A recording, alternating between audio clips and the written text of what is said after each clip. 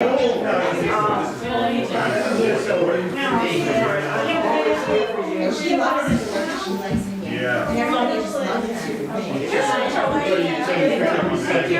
practitioner. I missed you when Linda started. Yeah, I know, but I was doing an awesome thing myself. We're all doing right. We're all doing right. Hey, Reverend Frankie. I never sit on this side. All right, I'm going to change it up and sit on this side. I know he won't be here today because the store's probably using him. So, Hello, everybody! So much excitement in the air. Like it's crackling.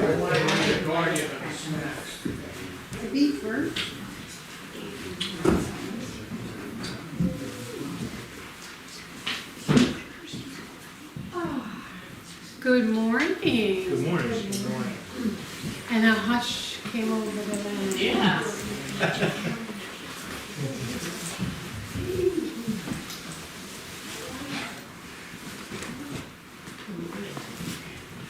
Welcome, everybody, to Center for Spiritual Living Morristown. I'm Frankie Timbers, the spiritual director here.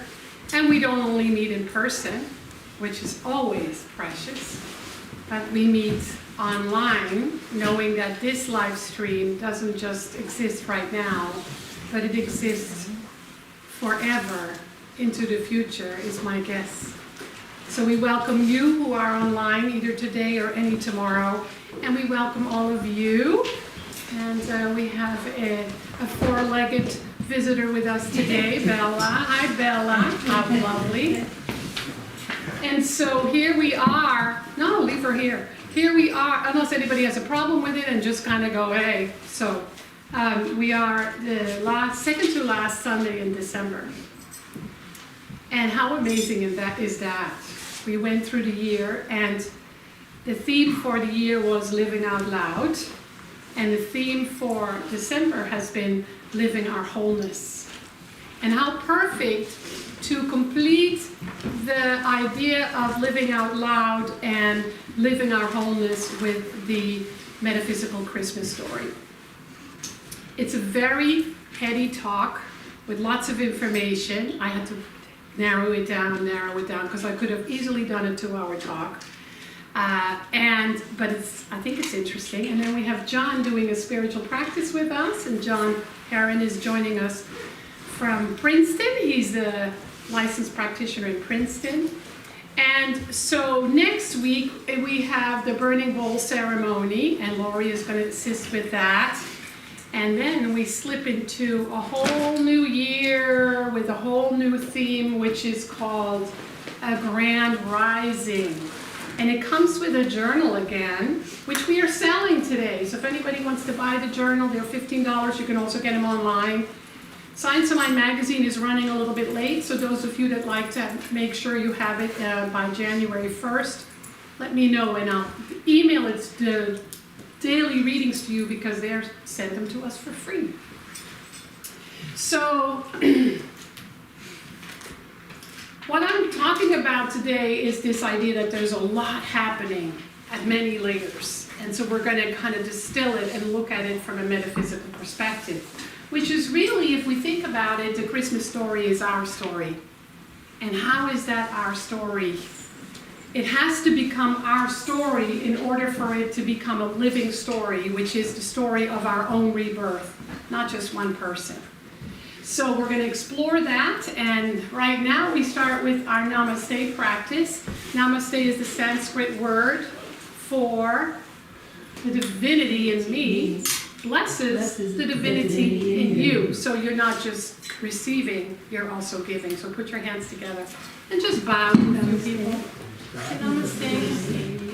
Namaste. Namaste. Namaste. And by the way, Christy is facilitating our social hour today, so we have a social hour after celebration. So let's treat our word for affirmative prayer. I invite you to close your eyes and just for a moment turn your attention away from the outer world and tune into this energetic thing that's happening all over the world. where Christians are celebrating the rebirth, the birth of the Christ. And we are rooted in Christianity in a very deep way as religious scientists. But we also look at the story at many different levels, because as within, so without. Therefore, the inner story is the story of renewal and rebirth and infinite possibility and growth and learning and celebration, because it's the celebration of our inherent generosity. And so as we explore that today, everyone is invited to tune into a new story that's happening, to a new story that's happening within, to a healing that wants to happen, an expression that wants to be lived. And so that becomes the inspiration and the support that we leave with today. And so with awe and gratitude for the stories and the layers of stories and the inspiration and the generosity, we let Spirit, universal law within us, do the rest, guiding us with every breath and every heartbeat. And so it is. And so it is. So,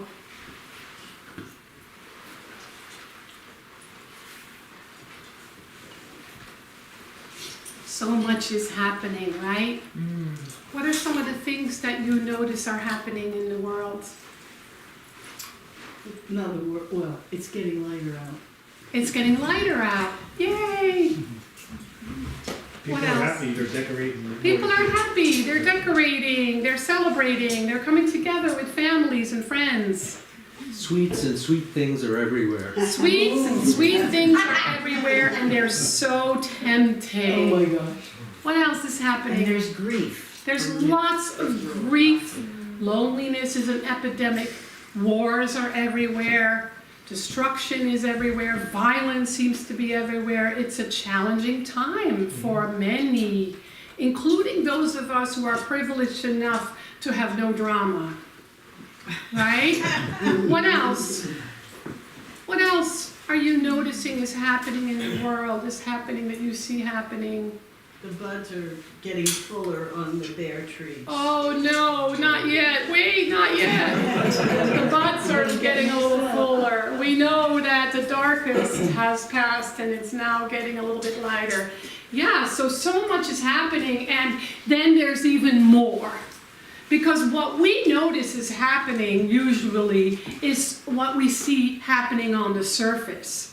And of course, we all look deeper because we're on a spiritual path, and that's what we do, especially as metaphysicians. But we tend to just mostly pay attention to the surface and to our own experience. And so as metaphysicians, we always look for the more. We always look for the deeper. And we don't just look at what is happening now, but we look at the thread to source, going back to source, the source of things, the source of life. And so the Christmas story we know as 2,000 years old. It's not 2,000 years old. And so I did some more digging, which I've been doing for like 40 years, and I found some really interesting things that I want to share with you. They're a little heady, and it's going to take a little bit longer, so hang in there. I trust that it will be inspiring and awakening. So, yes, we're celebrating today that story that's 2,000 years old, but not really 2,000 years old. It's really only a few hundred years old. And the reason that it's only a few hundred years old was because Christmas came to the United States only in the 1700s. And it already had been celebrated in Europe for a couple of hundred years. And so people are surprised, but the United States of America was not discovered 2,000 years ago. Remember that? So most of the time people don't even think about that. But when we begin to think about that, we realize that there's a lot more going on and that there's a history that's very, very interesting. Part of the interesting story of the history is that Christianity began in the Mediterranean region, south of the Alps. And remember St. Nicholas? Yes. St. Nicholas wasn't really St. Nicholas. St. Nicholas was a bishop in Turkey who was from the 4th, 5th century BC, who was an orphan. And his family was extremely wealthy. Probably would call him a billionaire today. And what he did, he became a saint because of this story. What happened was he began to give away a lot of money and coins and candies and gifts. And he did this anonymously, so even at the time of his death, 40 years later, nobody really knew. A few people began to know, and he was then sainted. He became St. Nicholas, which I grew up with. I did not grow up with Santa Claus. I was born and raised in the Netherlands, and I grew up with St. Nicholas. And St. Nicholas at that time was a saint that came from Spain, and he would come by boat to the Netherlands. And then he would come, he would bring gifts also through the chimney, but the horse would go over the roofs. And we would put out a shoe with, usually a wooden shoe, with carrots for the horse and milk and cookies for St. Nicholas. St. Nicholas was, that all began and happened with I have so many notes.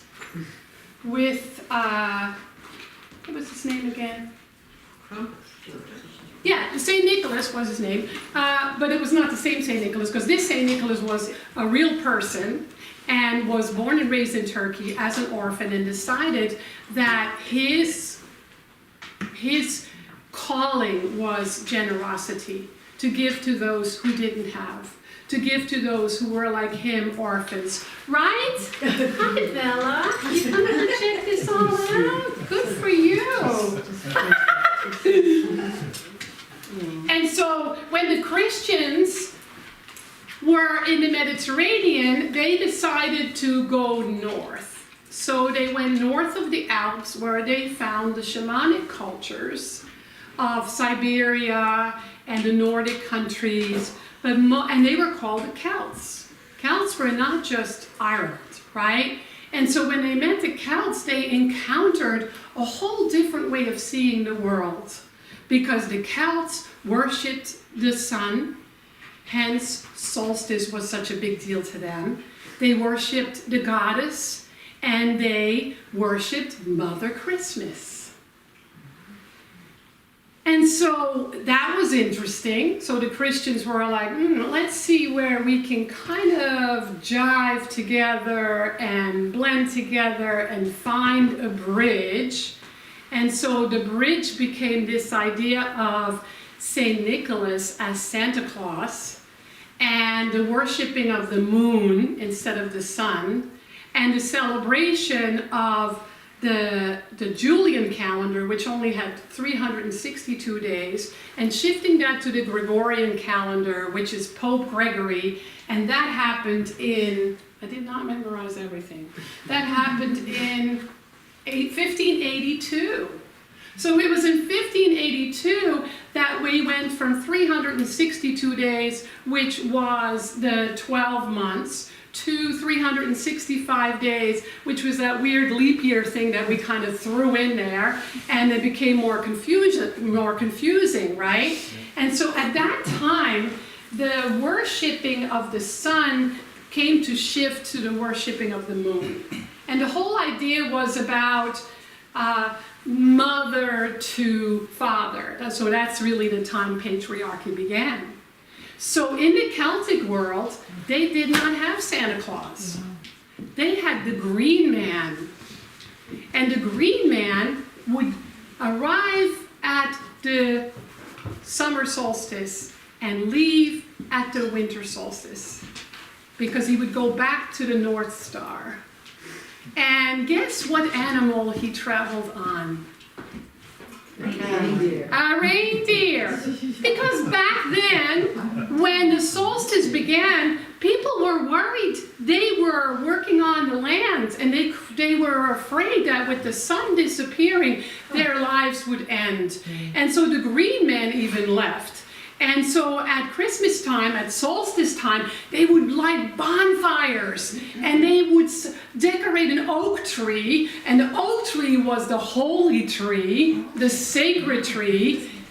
Moya is going, yes, our Irish. Tell me later if I got this right, Moya. So then they began to there was the green man, and the green man became Father Christmas, but that was even way later, because the way we see Father Christmas or Santa Claus now is in what color? Red. Do you know when that happened? No. In the 1930s. You know who did that? Macy's. Coca-Cola.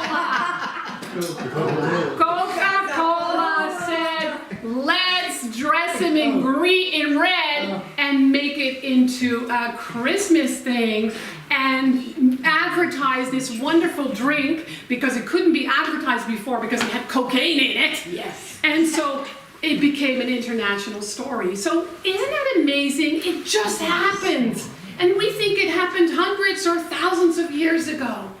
And so that's how Christmas became so commercial. And it became about shopping and buying and exchanging gifts. And it lost some of its beautiful meaning of earth and sky and sun and moon and the Christ consciousness within. And so what was happening at the time of the Celts was the worshiping of the sun, which was really about hope. We hope that the sun returns. We hope that the green man returns. We hope he brings his reindeer, because everything was used of the reindeer to survive. Not just the meat, but the bones and the sinew and the skin, the fur, right?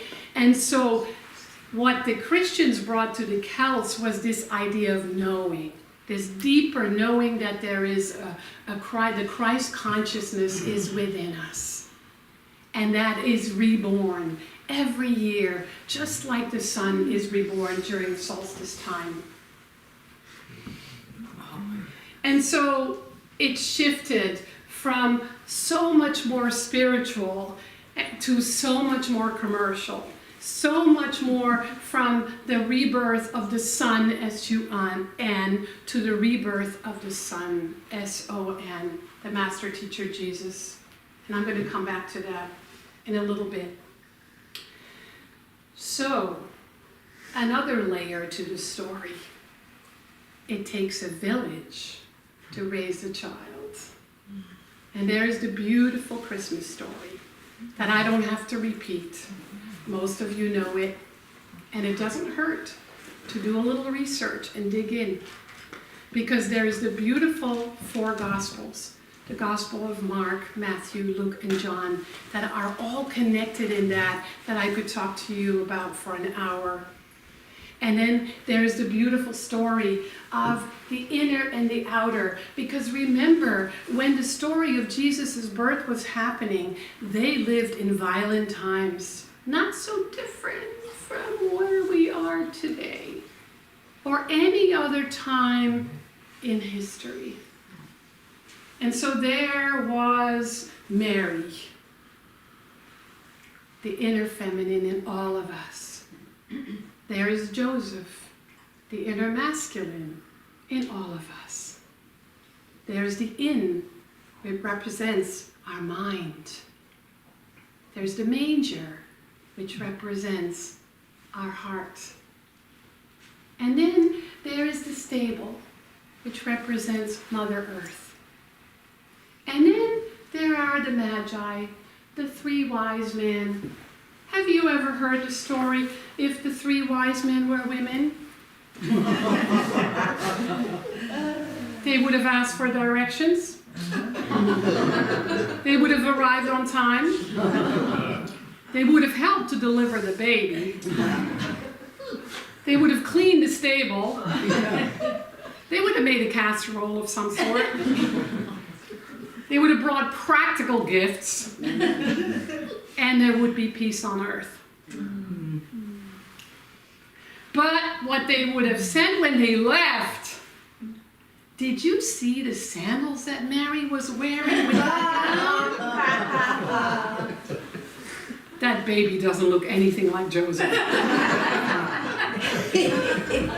Can you believe they let all those disgusting animals in the house? I heard that Joseph isn't even working right now. And that donkey that they are riding has seen better days too. And then there's the story of Joseph.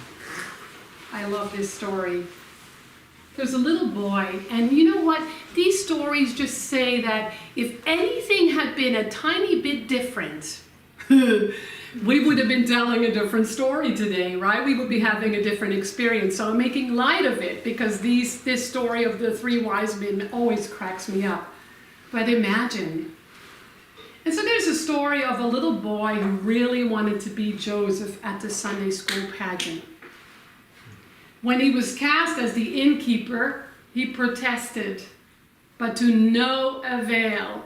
He really, really wanted to be Joseph and tried everything. When the pageant was presented, Mary and Joseph knocked on the door and asked him if there was room at the inn. The boy smiled and said, "Yeah, sure, lots of room. Come on in."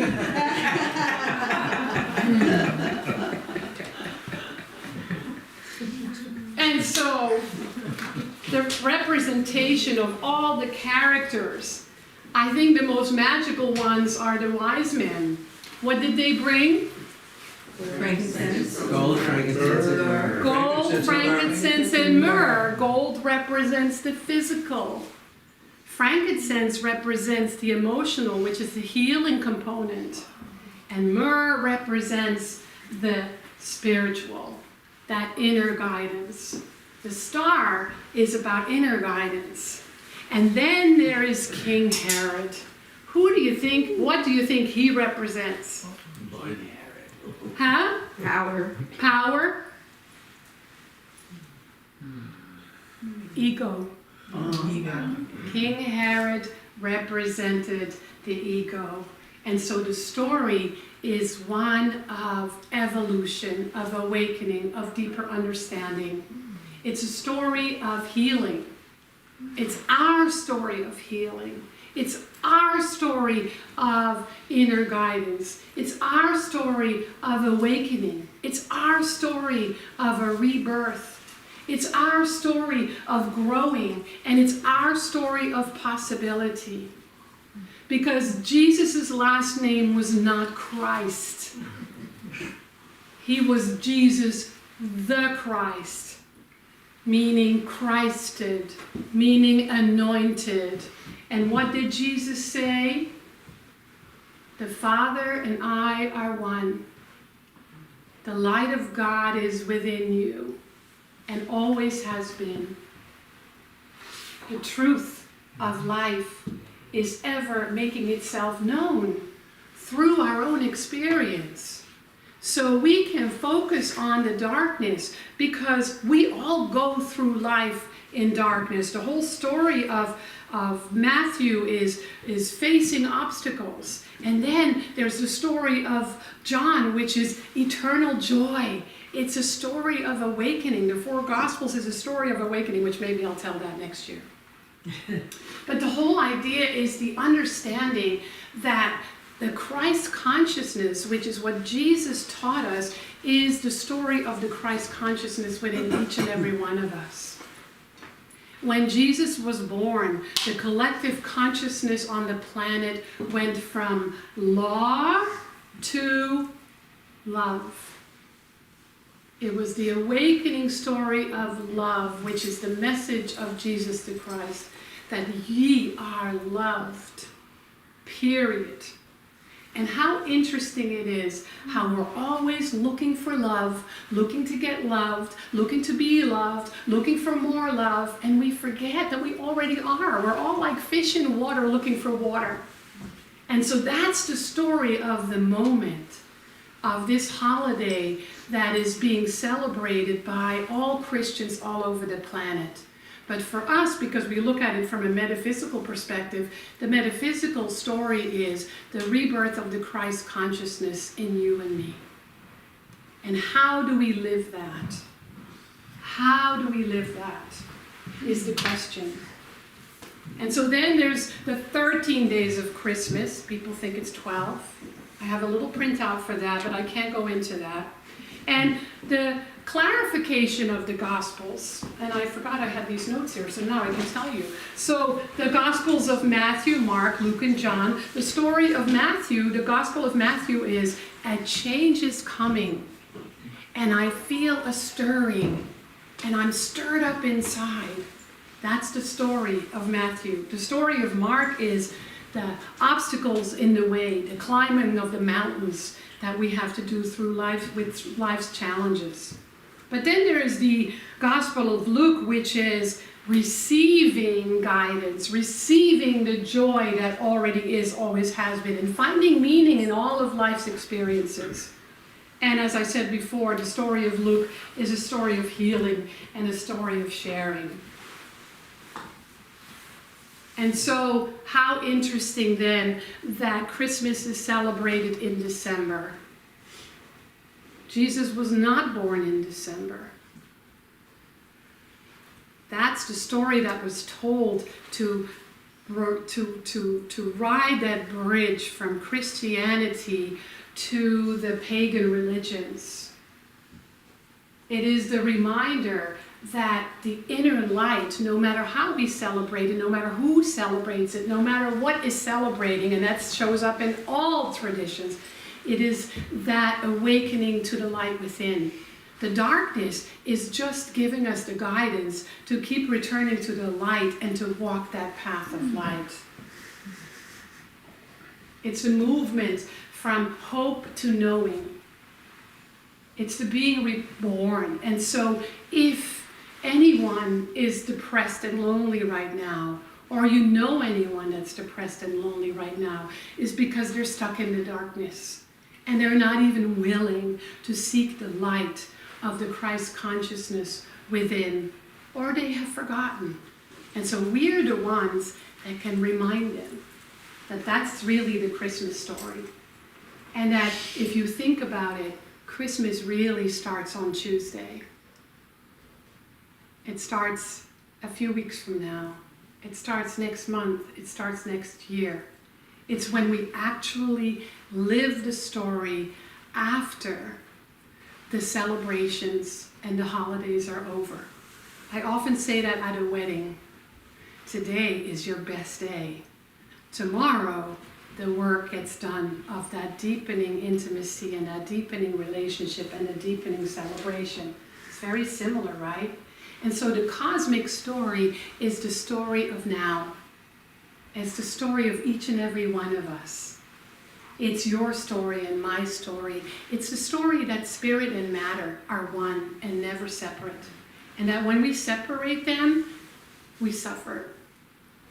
It's the story of God breathing life in us with every breath. And to remember that and to live that. It's the story of Christ incarnating, not incarnated in us. And I love what Ernest Holmes says. This is in closing. If any of you want to experience that deeper work of Ernest Holmes, I recommend that you go to the Science of Mind archives on the web. I'm a member, so I have access to all kinds of readings, and I found this. It's what Ernest Holmes, the founder of our teaching, said about Christmas. It seems to me then, we should think of this birth in our own consciousness as the realization of love, of truth, of beauty, and peace. And we should be filled with a consciousness of divine presence in everything and everyone. For surely, this is the meaning of Christmas. Now let's have some music and take a moment to reflect.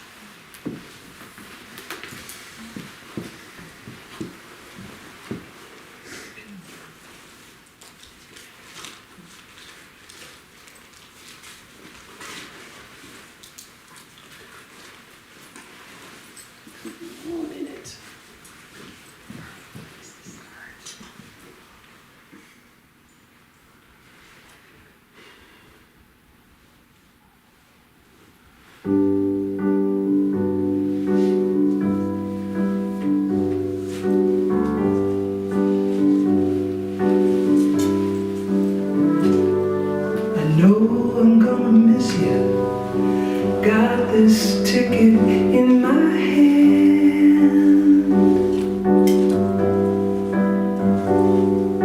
Blame it on the weather.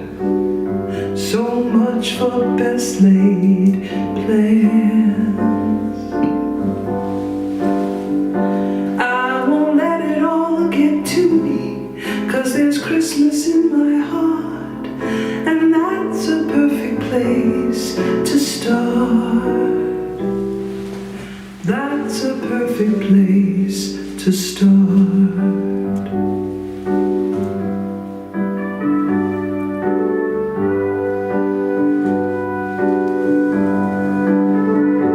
It's a symptom of the season. Don't have to know the reason why.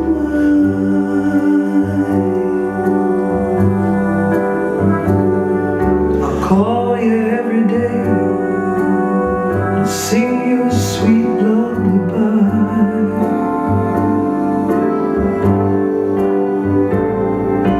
We can be together no matter where we are, and that's a perfect place to start. That's a perfect place to start. I can find love where it's meant to be, in that peaceful place inside me.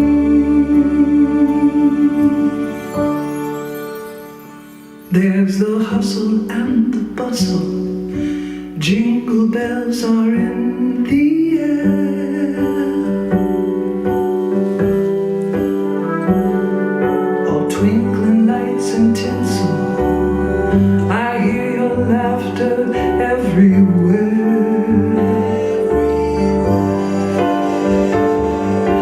I can feel you near me, even though we're apart.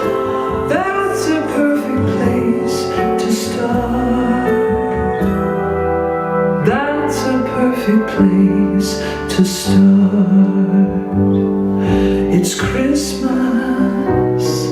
It's Christmas here inside my heart.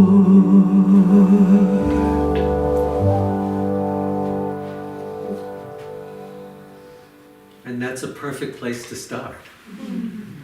So let's just be aware, with all the things that have been said in this glorious creature who's here with us today.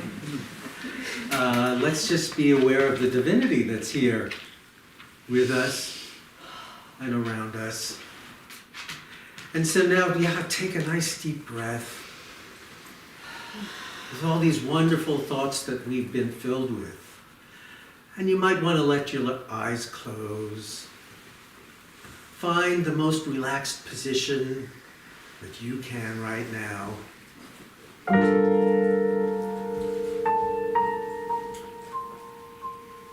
Just feel what's present in the room.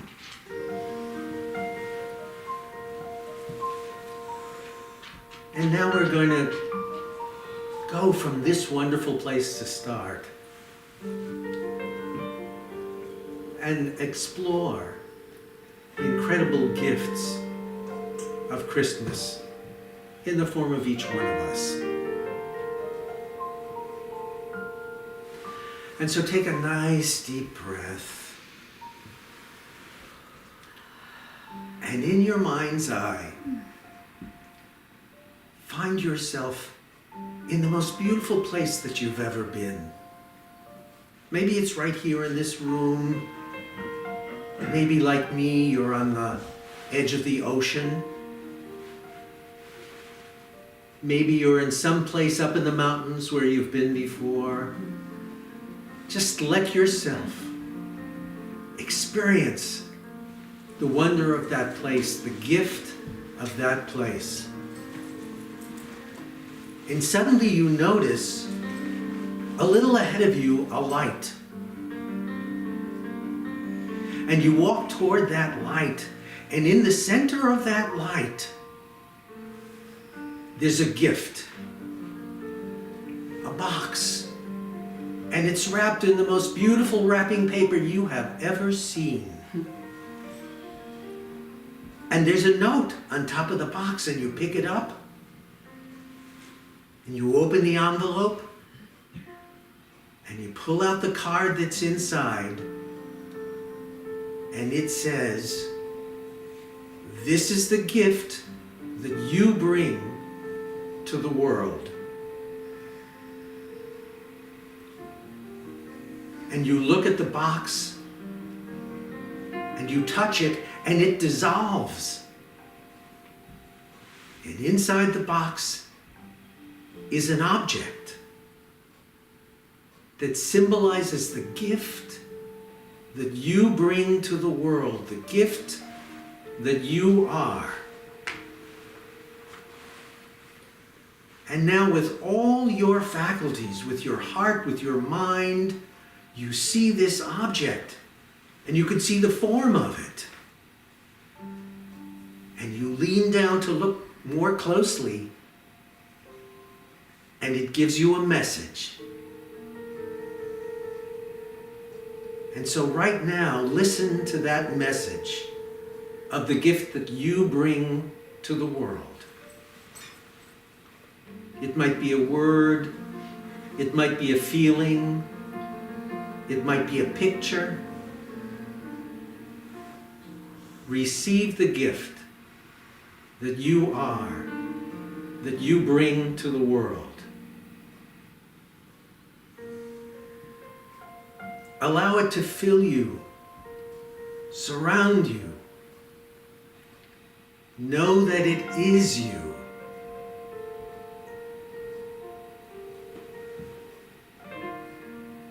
And suddenly it dissolves in light, and you find yourself surrounded by that light. And you know that you are a gift to yourself and to the world. And so now take a nice deep breath, holding on to the consciousness of the gift that you are to the world. And when you're ready, you might want to say that gift out loud in the room. My gift is music. Love. Love. What's your gift? Healing. Say it loud enough to share it with all of us. Healing. Healing. Happiness. Happiness. Enthusiasm. Enthusiasm. Caring. Caring. Love. Love. Love. Uh, Love. And just allow yourself to feel these gifts in the room. And when you're ready, open your eyes and look to the person next to you and say, the gift that I bring is whatever you heard. Just say it to the people around you. And when someone says that to you, you say, I receive your gift. I receive your gift. The gift that I bring is music. The gift that I bring is love.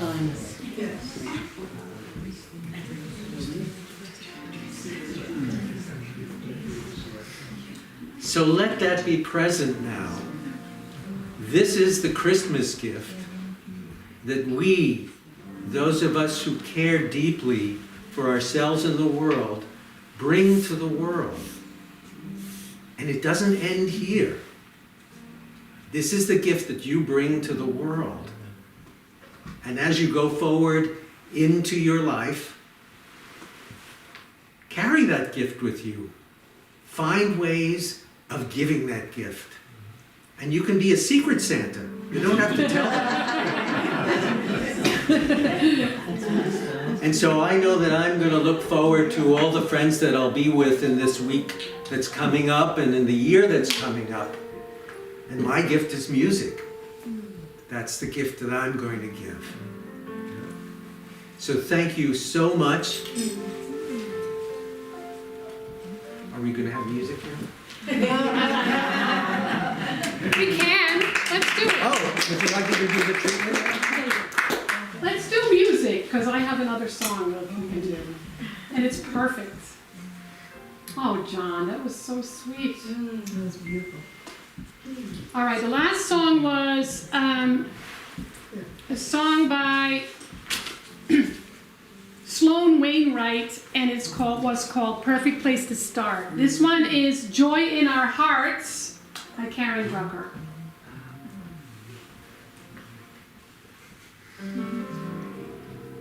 Peaceful season.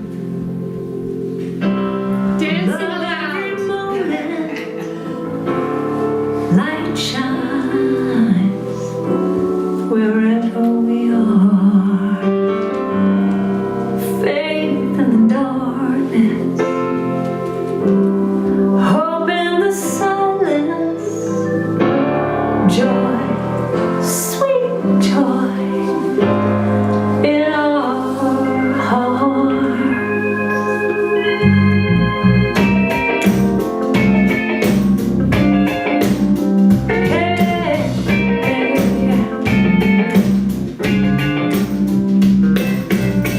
Every day is a choice to show some kindness.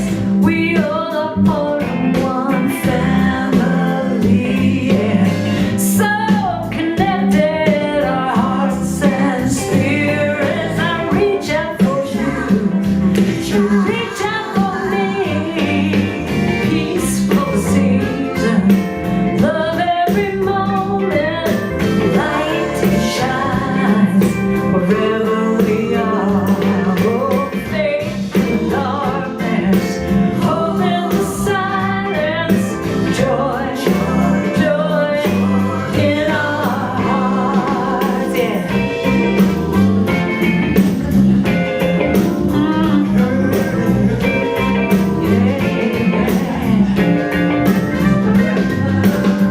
Now is the time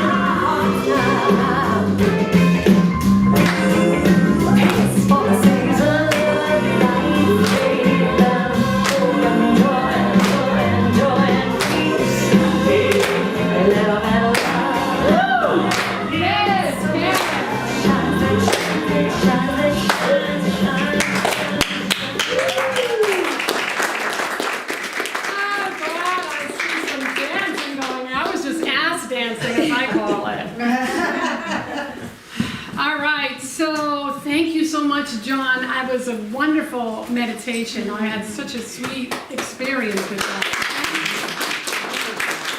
And John will be doing the Treatment Express, which is, we use affirmative prayer for healing. So anybody feels they want to make a shift in their lives, come to John and he'll do a quickie treatment for you. If you need or want more, reach out to any of our practitioners. If you still don't know who they are, there's a list over there. You can take the list with you, or you can go onto our website, and we're so honored to support you. Then I want to tell you that next week is our Burning Bowl, and we're going to mix it up a little bit. And this is the last week of the year, so those of you that would like to give a tax-deductible donation to our community, we welcome that.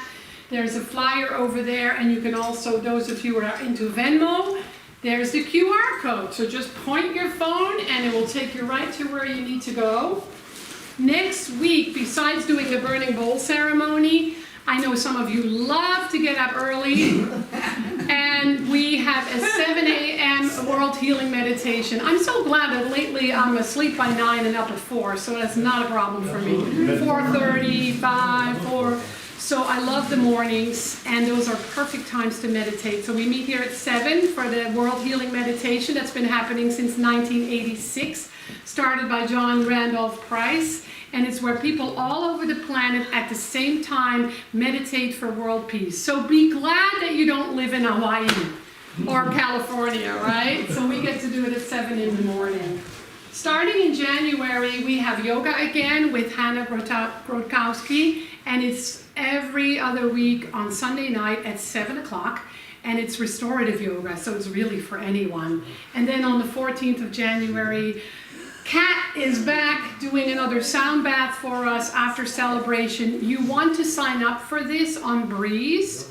This is in the weekly email that you get. If you're not getting it, you might not have signed up for it, or we might not have the right email. And it's also a flyer there with the Breeze link, because you can imagine how many people we can have in this room lying down. Lying down. I'm still confused on that.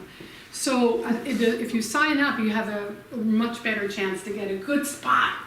And then we are very, very blessed in February, so we'll be making announcements about that. One of the other practitioners from Princeton is offering a foundational class called Change Your Thinking, Change Your Life. This is great for anyone. I always have beginner's mind, and I've been in this teaching 40 years. I love to start with something new and simple and fresh. But it's also great for anybody that's new. It's online, it's 6 weeks, it's on Monday nights, and the flyer is over there. So those of you that are watching us on live stream, be sure to go to our website, because all that stuff I'm talking about is right there. Now we're going to do your thing. We're going to close with a healing treatment, and that's John doing it for us. So Merry Christmas, Happy Holidays, everybody. Have a beautiful week. And so, knowing all the gifts that are here in the room, this word is for each of us. All who have participated in this service, all who wish they had participated in this service, whether at home, whether here physically. What I know is there is infinite blessing, infinite gifts, always present. No limit to those gifts, always present in the hearts and minds and bodies of each person and in the world, and especially therefore present right here, right now. And so I know that these gifts now expand in the hearts and consciousness of everyone who is participating in this celebration, and in the hearts of everyone in the world. And I know right here and now that lives are changed. Each one of us finds that our lives are changed. Our lives have expanded. Our lives are filled with love, filled with the infinite gifts of the Spirit. And those gifts now change our worlds, and our worlds are changed. We find our worlds filled with love, filled with peace, filled with joy, and I know this to be so, and I'm truly grateful to know this. And with that consciousness, I release this to the law. It is done right here, right now, and so it is. Amen.